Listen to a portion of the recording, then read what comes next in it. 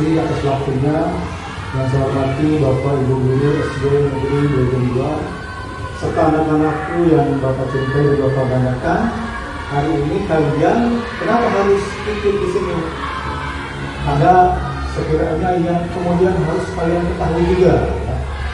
Jadi tidak hanya Bapak Ibu gurunya. Sebenarnya orang tua murid pun Bapak Ibu tamu itu juga harus ikut. Tapi karena kemudian kesibukan dengan berbagai halnya, Bapak tidak mengundang. Bukan tidak mengundang, tidak bisa untuk mendatangkan Bapak Ibu tamu.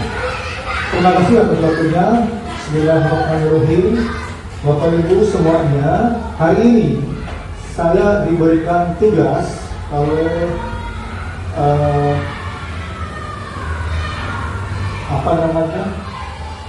pengajar penggerak saya, pengajar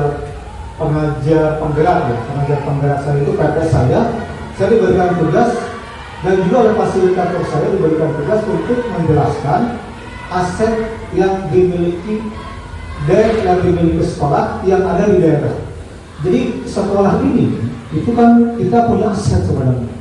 Aset itu apa sih? Aset itu adalah kekayaan yang dimiliki oleh sekolah yang bisa digunakan untuk kemajuan sekolah itu. Nah di sini dalam hal ini judulnya pemimpin dalam pengelolaan sumber daya. Jadi pemimpin itu siapa? Bisa Bapak Ibu dulu itu dikatakan pemimpin bagi anak-anak muridnya. Kepala sekolah bisa dikatakan pemimpin di sekolahnya untuk bisa mengorganisir kegiatan yang ada di sekolah. Nah di sini pemimpin dalam pengelolaan sumber daya artinya bahwa pemimpin itu harus bisa mengelola sumber daya yang ada di sekolah. Nah di sini saya akan mengidentifikasi berbagai sumber daya yang ada di daerah yang dimiliki oleh sekolah kita, Bapak Ibu. Jadi walaupun sekolah kita katakanlah jumlah ruang rombalnya itu 4, tapi juga memiliki kekayaan atau aset sekolah. Aset sekolah inilah yang dimiliki oleh sekolah itu untuk kegiatan belajar mengajar setiap hari. Tujuannya untuk apa? Dalam tujuan pembelajaran musik, sekolah dapat mengidentifikasi berbagai sumber daya di daerah untuk sekolahnya dan strategi pemanfaatannya secara efektif. Jadi aset yang dimiliki oleh sekolah itu bisa oleh sekolah itu dikelola dengan baik, dimanfaatkan dengan baik secara efektif untuk bisa menjadikan sekolah itu maju, berkembang, bahkan menjadi lebih baik lagi. Jadi tidak hanya kemudian murid-muridnya saja yang harus maju, Bapak Ibu gurunya juga kekayaan yang ada di dalamnya yang bisa menunjang sekolah itu maju. Nah di sini hasil pemetaan saya tentang aset dan pemanfaatan yang dimiliki sekolah kita ini ada 7 jenis aset sekolah kita. Yang pertama aset manusia atau modal manusia. Aset juga dikatakan modal manusianya. Kemudian yang kedua modal sosialnya. Kemudian ada modal politiknya, ada modal agama dan budayanya, ada modal fisiknya, kemudian ada modal lingkungan, dalam hal ini lingkungan alamnya ya. Kemudian yang terakhir adalah modal finansialnya, berhubungan dengan keuangan yang dikelola oleh sekolah. Yang pertama adalah aset atau modal manusia. Kekuatan atau potensinya. Di sini yang menjadi kekuatan dari modal manusia yang ada di sekolah itu pertama adalah kepala sekolah. Kepala sekolah karena dia sebagai manajer, orang yang melakukan pengelolaan di sekolah, mengatur dan mengorganisir kegiatan yang ada di sekolah. Di sini kepala sekolah itu semakin tinggi, kemudian kualifikasi akademiknya akan lebih bagus lagi. Kalau di studi model 1 dalam hal ini saya sebagai kepala sekolah, kualifikasi saya S1, artinya bahwa sudah memenuhi syarat untuk bisa mengelola sekolah itu sendiri. Yang kedua, sudah mendapatkan sertifikat pendidik. Jadi anak-anakku semuanya, jadi Bapak ini lulusan S1, sarjana. S1 itu kan kepanjangan dari ketika kalian sekolah keluar SMA, melanjutkan lagi 3,5 tahun, 4 tahun atau 5 tahun, itu akan mendapatkan gelar kesarjanaan, namanya S1 ya. Kemudian yang berikutnya, kualifikasi kepala sekolah itu adalah sertif. Dia sudah mendapatkan sertifikat pendidik. Bapak ibu guru kalian di sini hampir sebagian besar sudah sertif. Walaupun tapi suatu saat besok insya Allah akan kepanggil juga. Bahkan ada yang sedang mengikutinya. Sertifikat pendidik artinya bahwa pendidik tersebut punya sertifikat profesional, menjadi guru yang profesional. Sebenarnya tidak menggunakan sertifikat pendidik pun sudah profesional, tapi akan lebih bagus lagi, akan lebih sah lagi jika punya sertifikat pendidik. Apa sih sertifikat pendidik? Bapak ibu guru kalian akan mengikuti yang namanya PPG, Pendidikan Profesional Guru, seperti yang sedang dilakukan oleh Ibu Dina sekarang. Ibu Dina sedang mengikuti PPG. Untuk apa? Untuk mendapatkan sertifikat pendidik. Nanti yang berikutnya Ibu Nur, Ibu Novi, atau Ibu Pahuda atau Ibu Lucy juga akan mengikutinya nantinya, ya. Kemudian yang berikutnya kualifikasi kepala sekolah itu dia sebagai leader. Leader itu apa? Pemimpin. Leader itu adalah sebagai pemimpin di sekolahnya. Jadi kepala sekolah dia harus punya jiwa kepemimpinan. Artinya pemimpin itu bisa mengorganisir, mengatur, kemudian bisa mengajar dan sebagainya. Juga sebagai manajer. Jadi kepala sekolah selain yang satunya lagi adalah sebagai manajer. Orang yang manajemen, mengatur kegiatan yang ada. Jadi manajemen itu mengatur berarti, mengatur kegiatan yang ada di sekolah. Kemudian yang kedua, tentunya selain ada kepala sekolah juga harus ada guru. Guru di sini kualifikasinya hampir sebagian besar semuanya sudah S1, sudah sarjana. Artinya Bapak Ibu guru kalian itu sekarang itu sudah sah dan meyakinkan untuk bisa mengajar karena punya ijazah S1. Kemudian ada yang hampir sebagian besar sudah sertif, ya, sudah memiliki sertifikat pendidik. Linier itu sesuai dengan bidangnya. Pahuda guru olahraga punya sarjana pendidikan guru olahraga. Bapak ibu guru kamu seperti Ibu Mul, kemudian Ibu Mul adalah guru agama, dia mempunyai ijazah sarjana pendidikan agama Islam. Kemudian yang lainnya guru kelas, ada Ibu Rojana, Ibu Ismi, kemudian Ibu Nur, kemudian Ibu Siti Novia, Ibu Lucy, Ibu Dina. Mereka guru kelas, mereka mempunyai ijazah PGSD, pendidikan guru sekolah dasar, linear dengan bidangnya, sesuai dengan bidangnya. Kemudian ada yang sudah guru penggerak. Di kita itu Ibu Mulyana ini, itu dia sudah guru penggerak. Itu adalah aset yang dimiliki oleh sekolah. Artinya dia sebagai katakanlah pemimpin penggerak yang ada di sekolah kita. Karena sudah melaksanakan salah satunya, beliau sudah mengikuti pendidikan guru penggerak sudah selesai di angkatan 9. Nah sekarang ini Bapak sedang mengikuti pendidikan guru penggerak di angkatan 10. Kemudian yang ketiga, tenaga kependidikan. Karena tenaga kependidikan di kita ini seperti penjaga kebersihan, kemudian juga penjaga keamanan, itu termasuk juga dikatakan tenaga kependidikan. Tenaga pendidikan selain guru itu dikatakan bukan begitu, pegawai yang bukan guru, katakanlah penjaga kebersihan, penjaga keamanan dan sebagainya, itu dikatakan tenaga kependidikan. Dikatakan tenaga kependidikan. Tenaga kependidikan itu ada yang lulusan SMA, ada yang bisa lulusan SMP, ada juga mungkin yang sudah S1, S2 dan sebagainya. Di beberapa sekolah yang di SMP dan di SMA, mungkin mereka sudah ada yang S1 dan S2. Juga di SD mungkin ada yang sudah S1.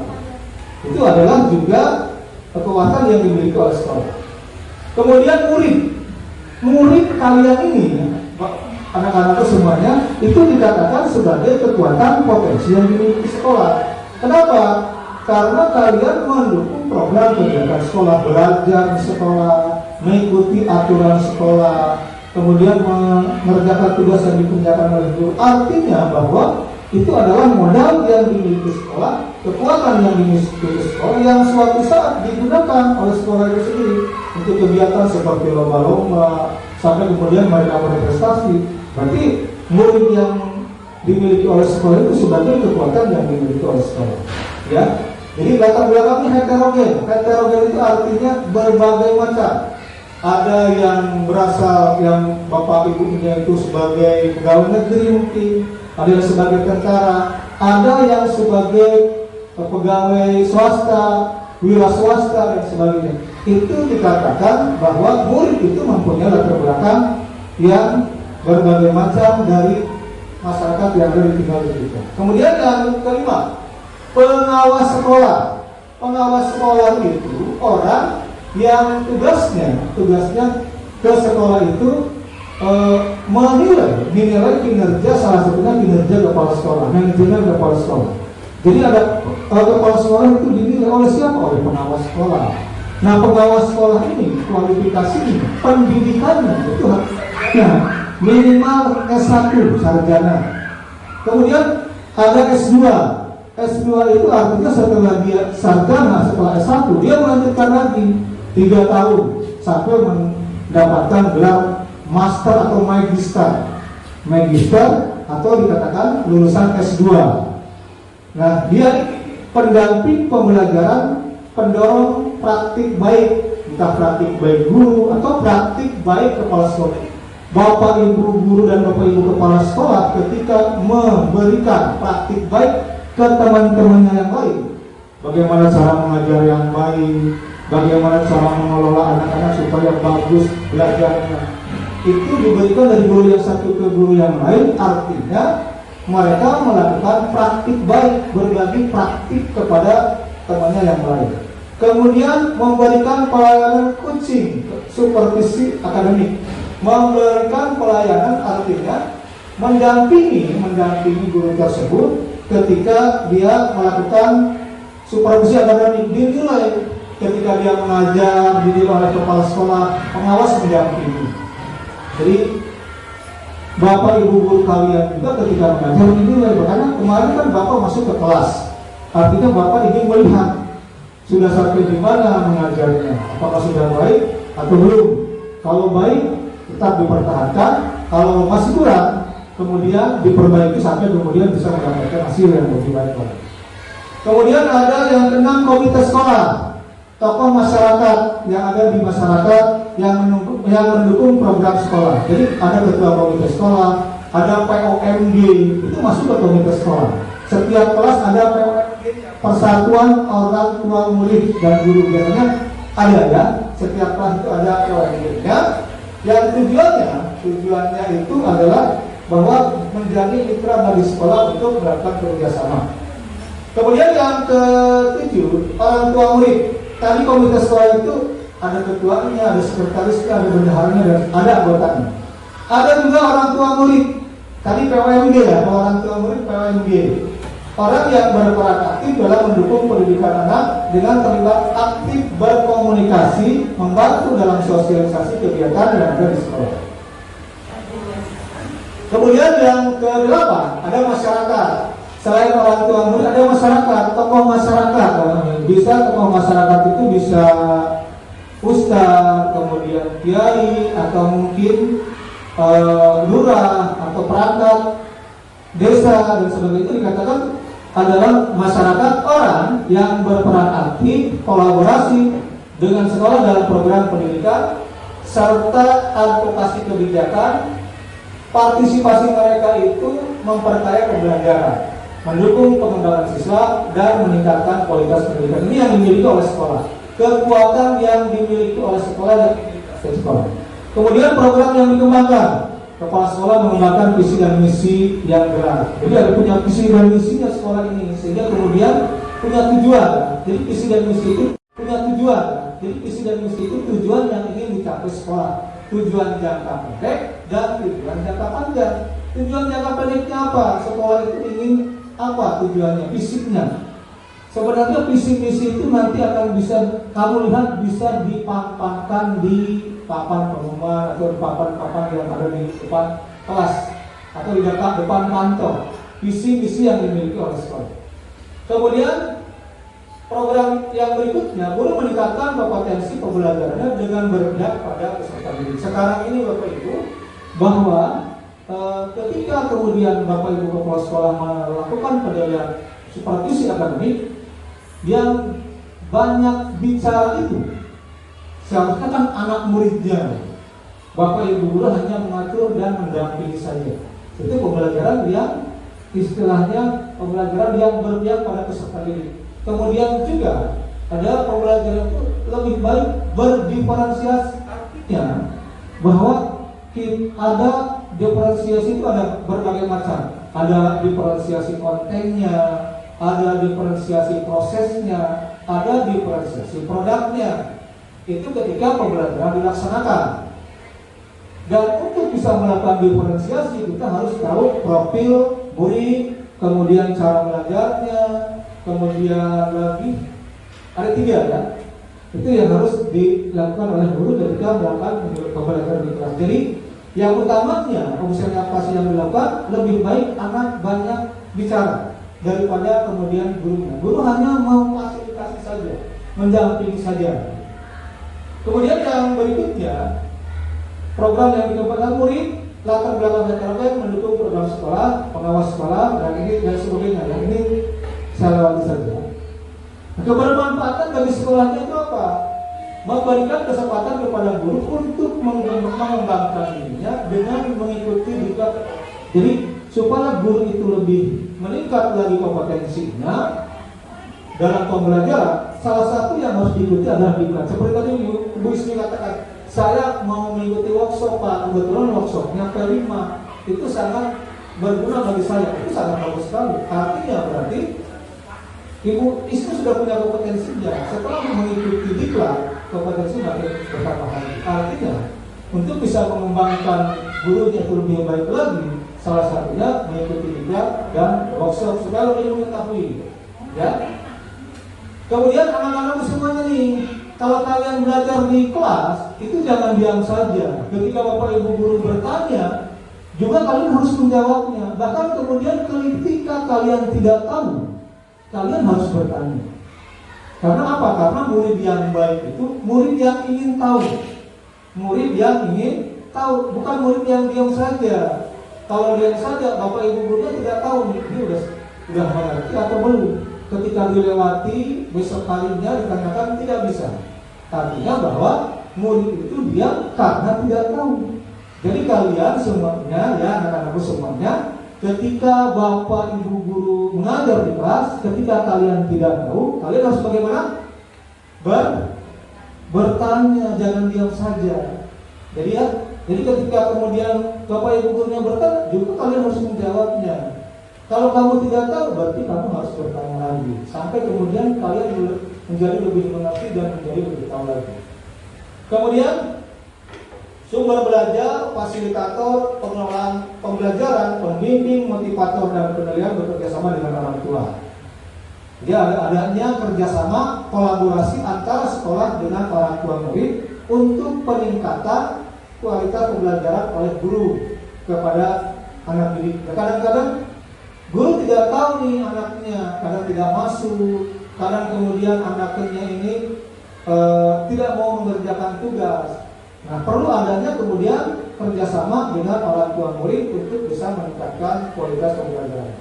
Kemudian yang keempat, mendukung pengembangan profesional guru, mendorong inovasi, menjalin kemitraan dengan komunitas, memastikan kualitas dan kemajuan sekolah secara menyeluruh. Bapak Ibu semuanya, sebenarnya saya ingin di sekolah kita itu ada kombel.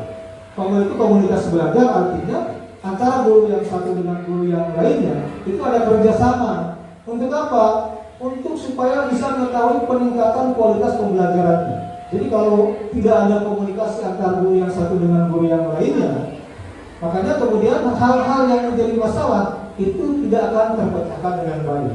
Jadi kalau bisa di kita ada komunitas belajar. Saya sebenarnya dari kemarin ingin membentuk komunitas belajar. Paling tidak komunitas belajar itu efektif seminggu lah, seminggu satu kali, entah di akhir minggu atau di awal minggu atau di pertengahan minggu.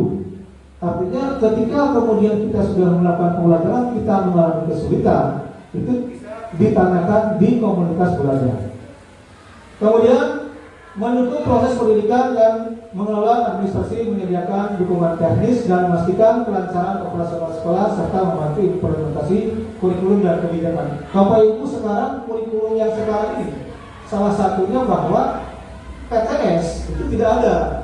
Makanya kemarin banyak yang bertanya di Majelis sebelah satu itu, Pak, kok tidak ada PTS? Kenapa? Di kurikulum Merdeka itu kita sudah melakukan penilaian, penilaian formatif dan penilaian sumatif yang dilakukan oleh kita setiap hari di kelas. Jadi di kurikulum Merdeka itu formatifnya itu ketika proses pembelajaran, sumatifnya ketika akhir pembelajaran, ketika sudah mencapai yang namanya TP. Ketika sudah satu TP, satu tujuan pembelajaran, kita sudah melaksanakan yang namanya sumatif. Jadi tidak ada lagi yang namanya PTS, bahkan pas juga itu tidak ada. Ya, jadi anak-anakku semuanya, kalian ini belajar di sekolah itu sekarang tidak ada PTS, tidak ada penilaian tengah semester. Ya, cuma sekarang kan di bulan ini ada PTS, tapi tidak ada. Karena di kurikulum Merdeka sekarang ini di kelas 4 apalagi kalian itu tidak ada yang namanya PTS, penilaian tengah semester tidak ada. Karena apa? Karena Bapak Ibu guru kalian setiap hari itu sudah menilai kalian. Makanya kalian datang ke sekolah itu dinilai. Ketika dari kapan dinilainya saya, Pak? Ketika kalian masuk sekolah itu sudah dinilai. Dari sikapnya, datang pukul berapa, mengerjakan tiket atau tidak. Ketika masuk ke kelasnya pun dinilai sikapnya. Apakah sikapnya itu baik, kemudian hangat kepada guru, selalu bertanya, selalu mengucapkan salam, dan selalu tersenyum. Jadi ketika apa ibu guru kamu lewat, selalu tersenyum. Jangan kemudian mukanya biasa-biasa saja, ya. Jadi ketika Pak Ibu guru masuk kelas pun kalian harus tersenyum. Artinya ada kegembiraan, ada semangat untuk belajar, tidak diam saja, ya. Kemudian dapat menumbuhkan karakter yang baik pada anak. Karakter kalian selalu tersenyum, artinya bahwa karakter dan sikap kalian itu adalah baik di mata siapa? Baik di semua orang, di teman-teman kamu, di bapak ibu guru kamu juga kemudian dilihat oleh bapak. Jadi anak yang selalu tersenyum, yang selalu bahagia dan punya semangat untuk mengikuti pembelajaran dengan baik. Kemudian yang ketujuh, partisipasi mereka memperkaya pembelajaran, mendukung pengembangan siswa dan meningkatkan kualitas pendidikan. Yang terakhir, menjaga keamanan dan ketertiban. Kemudian yang berikutnya, modal sosial. Yang modal sosial itu kekuatannya ada Karang Taruna. Jadi Karang Taruna itu bisa dijadikan sebagai penggagas pelaksanaan kegiatan anak muda di desa, narasumber dan pendiri kegiatan di sekolah. Disebutkan dinyatakan sebagai narasumber dan pendiri kegiatan di sekolah. Itu Karang Taruna. Jadi anak-anak muda kita pun mungkin di masyarakatnya mereka melakukan mengikuti kegiatan yang dilakukan oleh Karang Taruna. Artinya bahwa anak muda kita itu juga Karang Taruna itu ada sebagai aset yang dimiliki sekolah karena membina anak-anak kita juga. Kemudian kegiatan KKG, kelompok kerja guru, kalau di SMP namanya MGMP. Nah, wadah kegiatan bagi guru untuk berpraktik baik terhadap guru untuk menyelesaikan segala permasalahan pembelajaran. Itu dikatakan KKG. Jadi KKG sebagai kekuatan potensi yang dimiliki oleh sekolah juga. Kepanitiaan sekolah, memfasilitasi dan partisipasi kegiatan di sekolah, meningkatkan efisiensi pengorganisasian acara, memperkuat ikatan sosial dan acara mereka. Jadi ketika ada kepanitiaan sekolah di kegiatan di sekolah, biasanya dilibatkan orang tua murid, PONG. Ketika ada di akhir tahun ada wisuda anak kelas 6, bukan wisuda sebenarnya, pelepasan anak kelas 6. Panitianya itu dari orang tua murid, dibantu oleh bapak ibu guru kalian. Artinya bahwa itu adalah kepanitiaan sekolah itu mendukung kegiatan yang ada di sekolah. Kemudian rapat dinas. Rapat dinas juga meningkatkan komunikasi dan koordinasi kegiatan sekolah. Ketika Bapak Ibu guru kamu mengikuti rapat yang dilakukan oleh dinas pendidikan, hasil dari rapat dinas itu kemudian disosialisasikan lagi ke sekolah, dijalankan, dan hasilnya kemudian dijadikan program sekolah. Itu berarti rapat dinas itu merupakan kekuatan potensi untuk aset sosial yang ada di sekolah. Kegiatan PGRI biasanya setiap setahun sekali PGRI mengadakan kegiatan yang namanya perlombaan antar guru. Guru-guru yang ada di kecamatan ini mengikuti kegiatan yang dilakukan oleh PGRI seperti kegiatan olahraganya, bahkan kemudian seninya, lomba paduan suara, bahkan lomba dan sebagainya. Itu adalah aset yang dimiliki sekolah untuk bisa melakukan kegiatan yang dilakukan oleh PGRI. Program yang dikembangkan, nah Karang Taruna ini membersihkan lingkungan, meningkatkan keterampilan bagi generasi muda untuk meningkatkan kemampuan berorganisasi. Biasanya anak-anak mahasiswa mungkin sudah dilibatkan kegiatan MGMP, pembuatan soal kalau di komunitas belajar di sekolah kita, kemudian ada IHT, in-house training yang dilakukan mendatangkan narasumber yang tujuannya untuk meningkatkan kemampuan kompetensi gurunya. Kemudian kepanitiaan sekolah mengadakan pentas seni, pertunjukan seni, merayakan hari besar keagamaan, peringatan hari besar nasional, bakti sosial, membersihkan lingkungan sekolah. Itu adalah kepanitiaan sekolah. Rapat dinas menyusun rencana kerja sekolah, pengembangan kurikulum yang relevan dengan kebutuhan siswa, pembuatan pembelajaran yang inovatif dan menarik. Seperti kemarin, ketika awal pembelajaran itu Bapak Ibu guru kamu mengikuti yang namanya kegiatan kita 3 hari kalau tidak salah ya. Gundur apa namanya kemarin ya? Sekolah apa? Sekolah apa? Kemarin Gundur dengan siapa yang ikut? Apa namanya Bu? Kemarin sekolah apa namanya? Program sekolah apa? Ya, program sekolah menyenangkan, gerakan sekolah menyenangkan. Artinya itu rapat dinas juga, rapat dinas yang tujuannya kemudian akhirnya diaplikasikan lagi di sekolah, yang nantinya bisa membuat peserta didik belajarnya bagaimana supaya menyenangkan anak. Makanya kemarin ketika Bapak masuk sekolah ada perubahan nih. Biasa ada tepuk semangat dan sebagainya. Setiap masuk ke kelas kemarin seperti itu. Artinya ada perubahan bahwa ada ilmu yang diberikan dari hasil kegiatan itu diaplikasikan di sekolah. Itu dari hasil rapat dinas. Bahwa rapat dinas itu menjadi program kekuatan yang bisa dikembangkan di sekolah. Kemudian kegiatan PGRI mengadakan workshop, meningkatkan kompetensi guru, juga memperjuangkan hak guru menjalin kemitraan dengan pemerintah masyarakat untuk meningkatkan kualitas pendidikan. Bermanfaat bagi sekolah Karang Taruna menjadi jembatan antara sekolah dan masyarakat sekitar untuk melakukan kerja bakti membina siswa dalam pengembangan karakter positif. Nah ini yang dilakukan yang kebermanfaatan bagi sekolah. Ada kegiatan KKG kompetensi gurunya melalui kombel seharusnya, diskusi, workshop dan studi banding.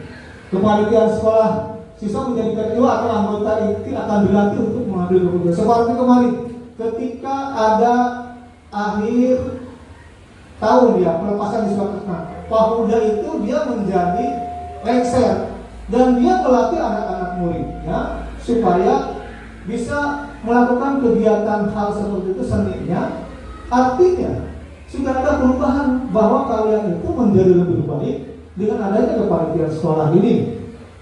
Artinya kalian sudah dilatih untuk menjadi bagaimana sih melakukan kegiatan yang menarik seni seperti itu. Itu tidak bisa sembarangan langsung begitu saja tanpa latihan, tanpa kemudian dibimbing dan sebagainya. Artinya bahwa ada kepanitiaan sekolah yang salah satu fungsinya untuk meningkatkan kegiatan sekolah. Jadi kalau misalnya kemudian kegiatan lain seperti kemudian dikembangkan lagi, itu bisa menjadi nilai apa namanya, bisa dijual yang tinggi. Sebab kita lihat di SMP Negeri 2 itu anak muridnya oleh guru keseniannya itu sering dijadikan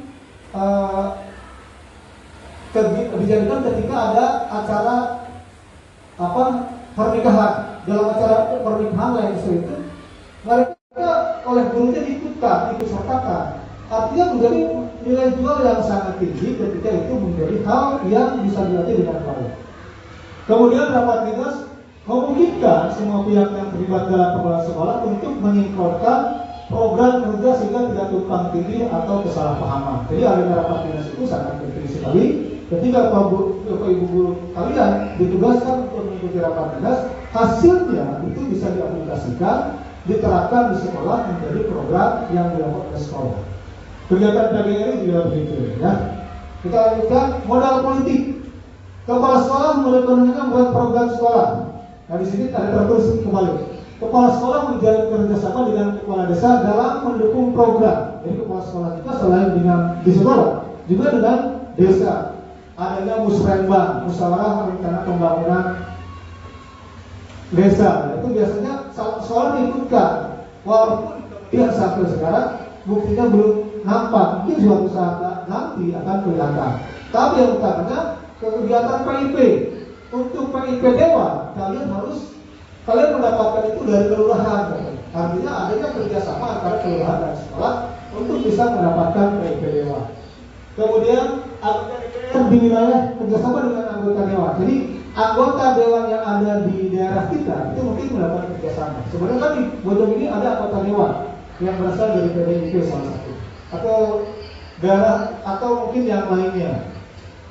Sinergi dengan puskesmas. Nah di SD kita itu kan sering adanya yang namanya vaksinasi. Kemudian apalagi selain vaksinasi Bu Dina itu menjadi koordinator antara puskesmas dengan sekolah. Jadi kalau ada kegiatan puskesmas di sekolah dikoordinasi oleh Bu Dina. Jadi acara kegiatannya tanggal berapa Bu Dina mengumumkannya di grup guru SD Negeri Bojong 2. Itu menyampaikan akan adanya vaksinasi, penyuntikan dan sebagainya. Bahwa adanya kerjasama antara sekolah dengan puskesmas. Sinergi dengan polsek. Ketika kemudian Bapak Ibu akan membuat surat kelakuan baik atau surat kehilangan, ketika terjadi kehilangan, maka ada sinergi dengan polsek. Kita melakukan kepada kepolisian untuk bisa mendapatkan surat kehilangan yang nantinya bisa dibuktikan sebagai bukti bahwa telah kehilangan sesuatu yang ada di sekolah tersebut. Atau kemudian surat kelakuan baik sebagainya. Atau kemudian polsek di sekolah kita datang ke sekolah untuk memberikan ujangan pembinaan tentang hukum yang ada di sekolah. Itu suatu saat mungkin kita akan mengundang polsek Cikupang untuk datang ke sekolah memberikan pembinaan hukum yang ada di sekolah kita. Sinergi dengan perpustakaan kabupaten ini kita belum melakukannya, ya. Beberapa sekolah yang lain sudah melakukannya. Nanti suatu saat ke depannya kita akan melakukan kerjasama sinergi dengan perpustakaan yang ada di kabupaten untuk peningkatan literasi. Tidak hanya membaca saja, mungkin bagaimana yang lainnya, literasi numerasi, berhitung dan sebagainya, literasi yang lainnya juga. Ini kebermanfaatan bagi sekolah. Kita lanjutkan saja. Modal agama dan modal budaya. Kekuatannya adanya pondok pesantren, memiliki ustaz yang dapat diundang menjadi narasumber dalam kegiatan keagamaan di sekolah, membina karakter siswa melalui kegiatan ekstrakurikuler keagamaan. Setiap hari, mungkin kalian di sini, Bapak kita sama kalian nih, ada yang sekolah agama tidak setelah pulang dari sekolah? Ada yang sekolah agama tidak? Kalau sore sekolah mengaji agama ada tidak? Ada. Nah, berarti kan kalian sudah mengikuti kegiatan yang dilakukan di luar sekolah, tapi tujuannya untuk meningkatkan agama kalian supaya lebih baik lagi. Entah kemudian sikapnya, entah kemudian kalian belajar tentang agama, entah mengajinya dan sebagainya. Jadi peningkatan itu adanya kerjasama, walaupun sementara ini tidak tertulis dengan baik. Dengan ustaz yang mana nih kita kerjasamanya jelas, kalian sudah bawa pulang dari sekolah ini biasanya mengikuti kegiatan sekolah agama. Adanya TPQ. TPQ singkatan apa TPQ? Apa TPQ? Taman Pendidikan Al-Quran. Di beberapa tempat biasanya ada TPQ, ya. Menanamkan nilai agama yang kuat pada siswa, kemampuan membaca dan menulis Al-Quran dengan baik, untuk para siswanya. Nah di sini kenapa Bapak menulis makam Syekh Mubarak? Makam Syekh Mubarak ini ada di Tiga Raksa, Bapak Ibu. Itu ternyata dekat dengan SD Negeri Kelapa II. Di situ ada makam Syekh Mubarak yang dimanfaatkan sebagai sarana untuk ziarah kubur. Kalau kita kan biasanya ke Cirebon, ke mungkin yang jauh dan sebagainya. Ternyata makam Syekh Mubarak itu ada di Tiga Raksa. Itu dijadikan tempat ziarah kubur oleh beberapa warga yang tahu. Bahkan warga sekitar juga tahu. Anak-anak pun mungkin tahu. Anak-anak sekitar di wilayah sekitar itu adalah aset juga, aset yang bisa dimiliki oleh sekolah. Anak-anak bisa belajar apa sih tujuan mereka untuk ziarah ke makam Syekh Mubarak itu. Itu mereka akan mengetahuinya tujuan dari ziarah kubur itu. Kemudian yang berikutnya, parade di hari-hari besar agama. Ketika ada hari-hari besar agama dan hari besar nasional. Entah kemudian hari apa biasanya kita. Kalau kita melakukan pawai itu ketika hari apa tidak? Biasanya 1 Muharram, ya pawai 1 Muharram. Biasanya anak-anak berkeliling kampung untuk adanya tahun baru Islam. Kemudian juga hari besar nasional, juga kalian melakukannya. Itu adalah penanaman nilai religiusitas, artinya nilai-nilai cinta agama dan cinta tanah air juga bisa dikembangkan. Itu adalah merupakan kekuatan potensi aset sekolah. Kebermanfaatannya, Bapak tidak akan. Nah di sini pondok pesantren untuk memberikan pengajaran tambahan melestarikan nilai-nilai budaya dan kearifan lokal. Jadi kalau kalian kan ada pesantren, tidak hanya kemudian harus nginap. Bisa saja pesantrennya itu seperti apa namanya, kobong ya. Kalau salafi, biasanya kan mereka boleh pulang gitu kan. Tidak hanya pesantren itu harus menginap. Ada yang seperti itu di kita ya. Nah tujuannya di situ kan tidak hanya belajar mengaji saja, tapi juga anak bagaimana cara berdakwah yang baik, kemudian melestarikan nilai-nilai budaya Islamnya. Kemudian adanya TPQ. TPQ itu sebagai wahana belajar agama bagi siswa di luar sekolah yang ilmunya nanti bisa diterapkan di sekolah juga. Anak-anak yang lain yang tidak belajar TPQ bisa diberikan oleh teman-teman, diberikan pemahaman bagaimana sih, apa sih yang kalian lakukan belajar TPQ itu, apa ilmunya, bisa diterapkan, diberikan kepada teman-teman yang tidak mengerti. Nah di sini makam Syekh Mubarak, tempat siswa mengenal budaya dan tradisi daerah setempat atau ziarah kubur bagi siswa yang mengenal orang yang menyebarkan agama di wilayah tersebut. Kemudian pada hari-hari besar agama dan hari besar nasional menumbuhkan rasa cinta tanah air, bertindak toleransi, mendorong siswa bekerjasama dengan tim, mengeksplorasi kreativitas dan bakat siswa. Kemudian modal fisik. Yang modal fisik itu apa saja? Bangunan sekolah. Jadi bangunan sekolah itu ada 4 ruangan, 5 ruangan dengan kantor dan kepala sekolah, 6 kepala sekolah ya. Itu adalah aset yang dimiliki sekolah, aset gedung, aset fisik. Sekolah itu dikatakan sebagai aset fisik. Kenapa? Karena kalau tidak ada gedung ini, bagaimana kalian bisa belajar dengan baik? Jadi supaya bisa belajar dengan baik, salah satunya tempat berlangsungnya kegiatan pendidikan, memberikan tempat yang aman dan teratur bagi siswa dan stafnya. Kemudian fasilitas pendidikan, ruang kelas, laboratorium. Di sini kita laboratorium belum ada, perpustakaan juga. Tapi utamanya kita bisa melakukan proses belajar dengan baik, meningkatkan akses ke bahan ajar dan menyediakan lingkungan belajar yang menyenangkan. Fasilitas olahraga, lapangan olahraga, walaupun lapangan olahraga kita sempit, artinya tidak standar, tapi kita bisa melakukannya kegiatan tersebut. Bisa menggunakan peralatan yang dimiliki oleh sekolah dalam kegiatan sehari-hari, entah kemudian di intrakurikulernya ketika kalian belajar maupun di ekstrakurikulernya ketika di luar pembelajaran. Meningkatkan kesehatan fisik. Anak yang sering berolahraga, fisiknya juga akan baik dan bagus, sehingga membuat dia kuat dan tahan dengan kehidupan sehari-hari ini. Sehat tentunya ya. Kemudian yang berikutnya, peralatan dan teknologi seperti laptop, komputer, proyektor, wifi, itu juga mendukung, itu juga merupakan kekuatan yang dimiliki oleh sekolah. Sekolah punya wifi, punya laptop, komputer, proyektor dan sebagainya. Itu sarana yang dimiliki oleh sekolah. Nah ini kebermanfaatannya.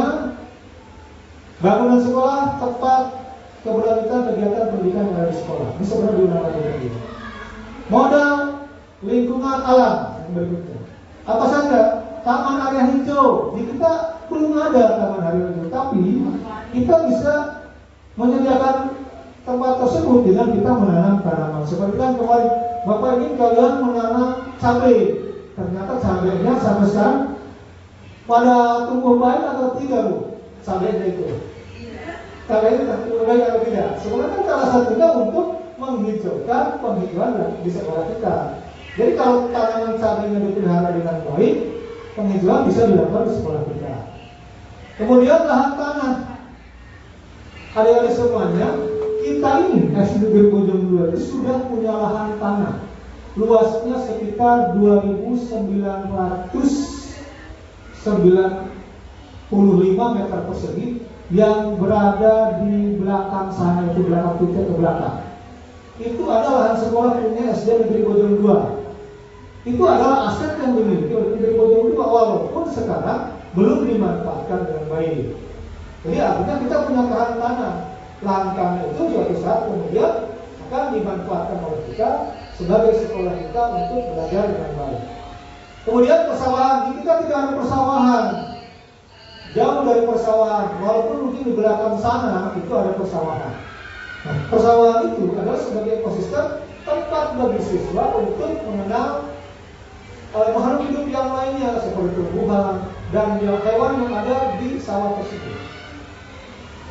Ini kebermanfaatan bagi sekolah. Nah, kita langsung ke modal finansial. Modal finansial ini kekuatannya di sini ada dana BOS. Dana BOS itu dana bantuan operasional sekolah yang diberikan oleh pemerintah untuk kegiatan sehari-hari di sekolahnya. Jadi pembiayaan operasional sekolah seperti kalian bisa belajar dengan baik di kelas, salah satunya karena sekolah kita terpelihara. Adanya kemudian kipas angin yang bisa menunjukkan kelas ini, itu juga berasal dari dana BOS. Kemudian fasilitas yang lain seperti fokus, layanan fokus, kemudian sound system, ini juga dibiayai dari dana BOS. Artinya bahwa kegiatan di sekolah kita bisa berlangsung dengan baik, salah satunya karena adanya dana BOS ini. Jadi dana BOS itu sebagai kekuatan finansial di sekolah kita. Kantin dan koperasi sekolah, kantin ada di situ. Mungkin koperasi sekolah kita akan melaksanakan, jadi bisa kita laksanakan koperasi sekolah yang tujuannya bahwa siswa-siswi itu tidak kemudian kalian itu tidak memberikan alat-alat untuk belajar di sekolah, itu disediakan oleh koperasi sekolah. Mungkin bisa mengadakan seperti itu, ya. Menyediakan makanan dan minuman, selain kemudian tadi alat-alat sekolah. Dana operasional, dana dapat digunakan sebagai dana di luar dana BOS untuk kegiatan sekolah. Ketika kemudian sekolah itu punya dana operasional, dan berasal dari mana dana operasional itu? Tadi, kalau sekolah itu punya kantin dan koperasi sekolah, sekolah punya dana operasional yang suatu saat bisa digunakan oleh sekolah untuk melakukan kegiatan yang sekiranya mendukung program sekolah. Kemudian ada dana sosial. Dana sosial ini biasanya berasal dari donasi. Donasi dari kalian murid-muridnya, dari orang tua kalian, atau mungkin dari pihak luar yang ingin menyumbangkan untuk kegiatan di sekolah. Itu dikatakan dana sosial. Dana sosial itu bisa dipergunakan ketika teman kalian sakit, kalian menjenguknya dengan memberikan berupa makanan, entah uang dan sebagainya. Itu kalian sudah memberikan dana sosial. Atau ada yang meninggal orang tuanya, kalian menyumbang harta kalian seberapa ikhlas kalian, itu artinya dana sosial di sekolah juga.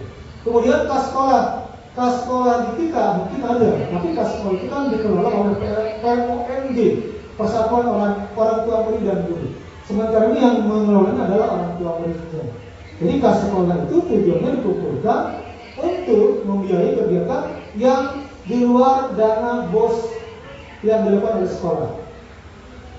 Nah ini kebermanfaatannya dana BOS membiayai kegiatan operasional sekolah baik fisik maupun non fisik.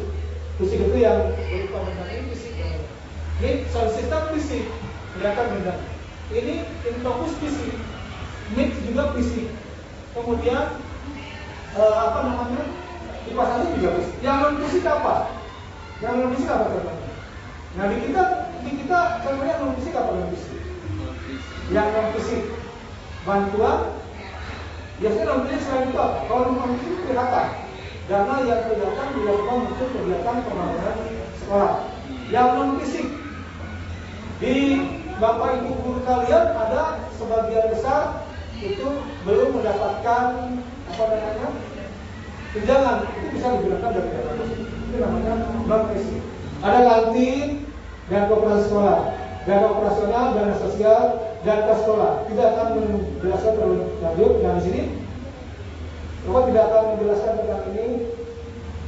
Nah ini, jadi utamanya bahwa dana aset yang dimiliki sekolah ini, yang dimiliki oleh sekolah kita ini ada berapa? Ada 7 ya. Ada 7 aset yang dimiliki oleh sekolah. Modal manusia, modal yang dari manusianya, kepala sekolah, guru, tenaga kependidikan, orang tua murid, masyarakat, komunitas sekolah, itu adalah modal manusia. Modal sosial, tadi sudah dijelaskan semuanya. Ini mungkin yang bisa Bapak jelaskan kepada kalian bahwa tujuan dari hal ini kita harus mengetahui aset yang dimiliki sekolah, yang tujuannya untuk kita itu bisa dipergunakan untuk melakukan kegiatan-kegiatan program sekolah yang mendukung kegiatan sekolah. Jadi utamanya jangan sampai kamu ditanya tidak tahu modal manusia di sekolah kita itu apa sih ya? Tadi kan manusianya ada siapa di sekolah itu? Ada kepala sekolah, ada guru, ada murid, ada orang tua murid, ada masyarakat, ya. Modal sosialnya tadi, sosial itu berhubungan dengan apa? Sosial itu berhubungan dengan apa sosial? Sosial itu berhubungan dengan apa sosial itu?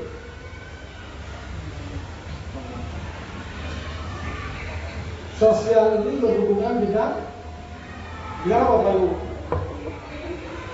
Sosial itu makhluk sosial, manusia memerlukan bantuan dari orang lain.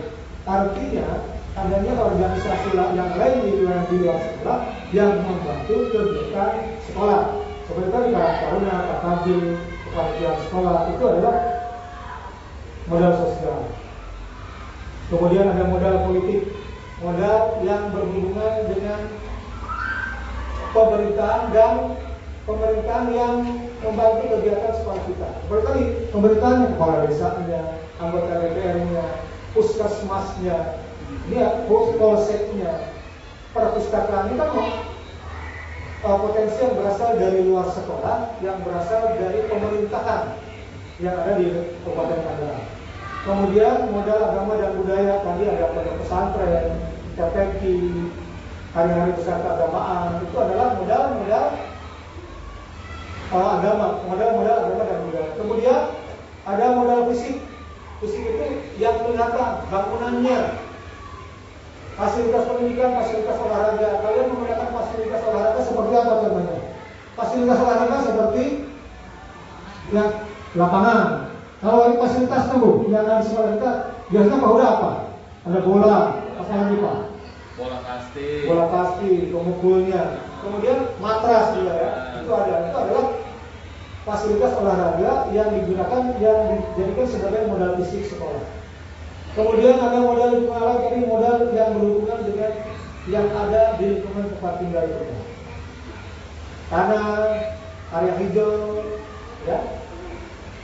Nah itu saja mungkin yang bisa saya sampaikan, utamanya Bapak Ibu semuanya, bahwa Bapak Ibu pun harus bisa mengetahui dan bisa menjelaskan kepada anak-anak bahwa sekolah kita mempunyai modal aset yang digunakan untuk kegiatan program sekolah kita, meningkatkan kegiatan sekolah kita supaya lebih baik lagi.